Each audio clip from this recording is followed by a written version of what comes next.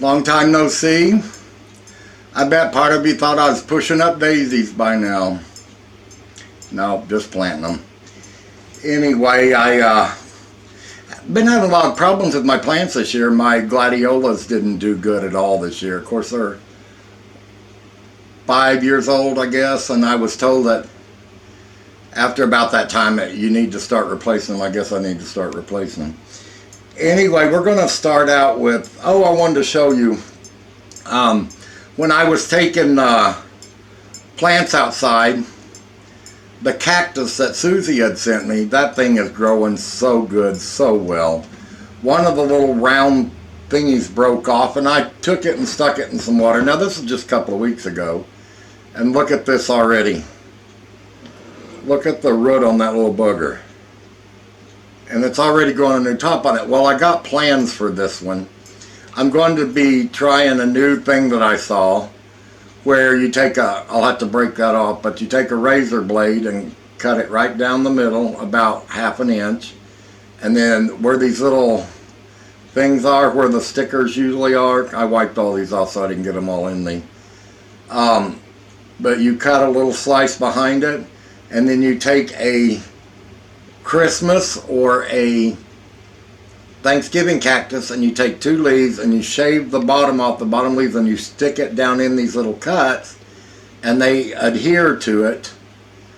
And as the cactus grows, the Christmas and Thanksgiving plant grows with it. They still bloom, everything, but it just graft. You graft them in there. But you don't have to tie them or anything, you just stick them in there. That's why you use a razor blade and make one clean cut so it stays together. Of course, the top of the cactus will grow like that because it'll heal itself. But the Christmas and Thanksgiving cactus will graft to this, and I'm going to try that. I saw some I just thought was beautiful, and that gave me the ideal of that. Another thing I wanted to talk about was, I went to pay my water bill the other day, and I passed this is going to be gross, but I guess this big old buzzard had been out on the road and it got hit by a car, and I mean it was nasty looking. And I was looking at it and I saw how big the feathers was, and the first thing that entered my mind was thank the Lord for Susie from Out West Homestead, because she sent me some turkey feathers that I needed. So I felt so good that I didn't have to stop and try to pluck some feathers out of that bird all spread out there.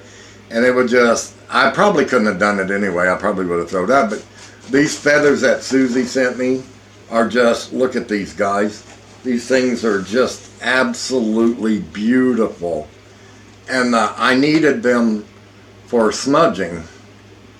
And she sent these to me, and a whole, just a bag of them, and they're just absolutely wonderful. But anyway, I mean, I expected to get like one from her, and she sent me a whole envelope full, and I was so glad over that, and I'll explain these to you here in just a little bit. Right now I want to explain to you, I don't know how many of you know about smudging, but you smudge with, this is white sage, and you can get them in about 4 inches up to 7 inches, I believe it is. But you use these, you light them, and the smoke off from them to remove negative energy from your surroundings or your body, and the smell is just beautiful. And I love using, the only difference with the white sage is white sage will get rid of bad energy, but it also gets rid of good energy. So note that. And this is Palo Santo. This is wood. It grows in a tropical forest.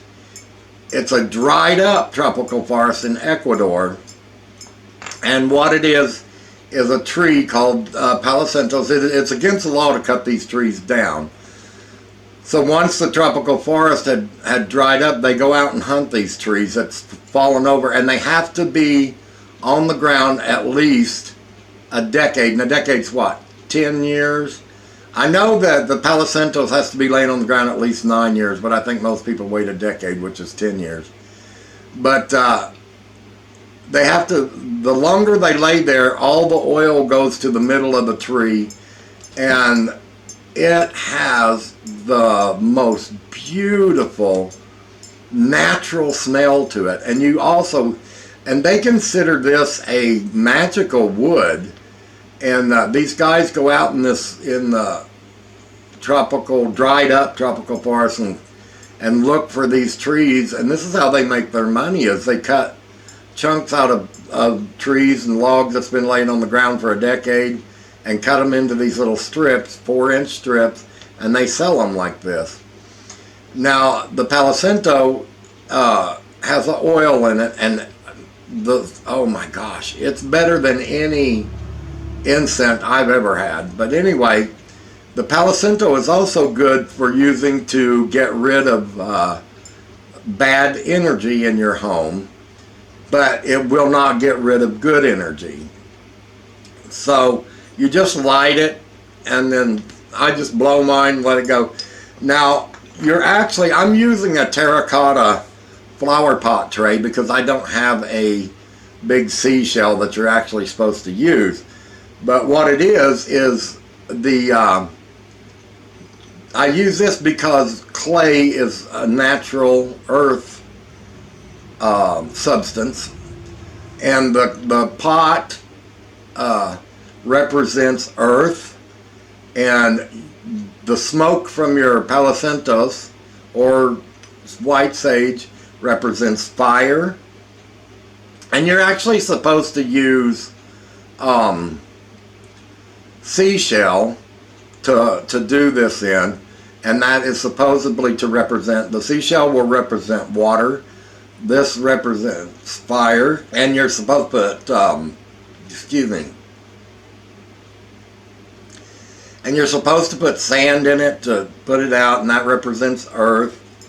And then when it's smoking and burning, you take your feather and you use your feather to push the smoke up into the corners of your rooms, around the windows, the doorways, and the feather represents wind. But it really does work. I mean, a lot of people think, oh, it's just a bunch of hocus pocus made up by Indians or someone just to sell that. It works. It really does work. And I bought this because I'm going to be using it in my craft room. And then once my craft room is done, and I smudge myself, the last couple of weeks I've been doing it every other day. You start at the bottom of your feet and come up. And I have felt so much better. I really have. But anyway, that's what that's for, is to smudge the craft room. And right now I've got so much projects backed up that I can't get to them all. I still haven't gotten the pictures hung in the craft room yet. I've got a couple that needs to be hung in here. I been testing out plants. Every seed, like I showed you, like the watermelon, spaghetti squash, cucumbers, all of that, all came up really good. Now, I had some 3-year-old tomato seeds, put them in, not one of them came up.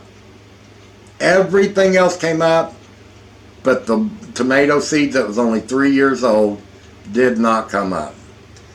So anyway, it's been really humid here. Not really hot, but it's been really humid. This is that, remember me talking about the drink that I got at Dollar General, and remember I told you they said to mix it with 16 ounces, and I found mixing it with 32 ounces, it was still even a little too strong. Well, this is it. Of course, the other one I got was berry, some kind of wild berry or something, and this I got strawberry this time, and it's Starburst, and this is all pink strawberry drink mix, and it doesn't seem to be as strong as the berry, but it's still good, and I still mix it with 32 ounces. And this is Zero sugar, but it's still really good. And then I also found sugar-free 7-Up and sugar-free Canada Dry. I am a ginger ale nut. I love ginger ale. And I thought this is going to be horrible, but I tried it. I absolutely love it. I could not tell any difference than buying a regular 7-Up or a regular bottle of ginger ale and drinking it. But now these these will only mix with 16 ounces. Anything over that, it starts changing the taste. The only thing is these are sugar-free, but they taste exactly, I mean, down to the drop, like 7-Up and ginger ale. The only thing is they are not carbonated, but you still get that flavor. And I make mine kind of weak, and then I put ice in it. Oh my gosh, it's so good. You guys really need to give these a try. And I think these are like only $1 a box. And I think, yeah, each one of them has 6 packets in it. So you're getting, for $2, you're getting 12 drinks there. And for this one is $1. And actually for this one, you're, for just one, mixing it with 32 ounces of water, you're actually getting 12 drinks for $1. Another thing is, I am not a peanut butter guy. I don't eat peanut butter unless it's in a cookie or something like that, because I just don't care for peanut butter. But there is sometimes that I need a little bit of peanut butter for something, but I don't want to buy a whole jar, or I don't want to open a jar and just let it sit there, because it might be 3 or 4 months before I ever need peanut butter again. So I actually found these little to-go Jif peanut butter cups, and there's 3 cups per box, and each one has just enough peanut butter in it for what I actually need if I need some, because I usually don't use any more than that unless I'm making candy or maybe making cookies or something. That's very, very seldom. But this has got 3 of them in it, and I thought that's going to save me a lot of money and a lot of time, because peanut butter's like kind of like honey. It almost doesn't ruin if you don't open it. So when I need one, I can go to that and just get, you know, 1 cup at a time. And I'm saving a lot of money by not buying a big jar of peanut butter, open it, and it's sitting there and the oil separating, or, you know, it going bad before I ever use all of it, and I end up having to throw half a jar away. So this is the actual way to go. I planted some of those, what was it? Those Russell Lampines, or whatever they were, flowers. Remember I showed them to you? None of them came up. Not one seed came up. And they were last year's seeds. So I'm not having very good luck this year with stuff like that. But, you know, it'll rain for 3 or 4 days here, or it'll thunderstorm and heavy rains all night long. And then the sun will pop out, and it's so hot during the day. And the sun evaporating all that water makes it so humid you can't hardly stand it outside. But every time I try to work outside, it either rains or something. So it's been a pretty bad year this year with getting stuff done outside, but I will. But like I said, I got so much projects backed up. I've got to finish the craft room. I started my spring cleaning. I haven't even got that finished yet. I haven't got the front porch finished yet. I started taking plants out, but I just haven't got to the porch where I want it. And I still have a lot of projects kind of stuff behind, because for some reason the last month since I went through my last really bad depression stage, I have just kind of lost all energy. I don't have the energy for much of anything at all. But anyway, I just wanted to say thank you to Susie for these awesome feathers. And when I get ready to smudge that craft room, I will do a video on it to show you guys how I do it. And I usually try to smudge myself before I go in there, so I'm clear of negative energy.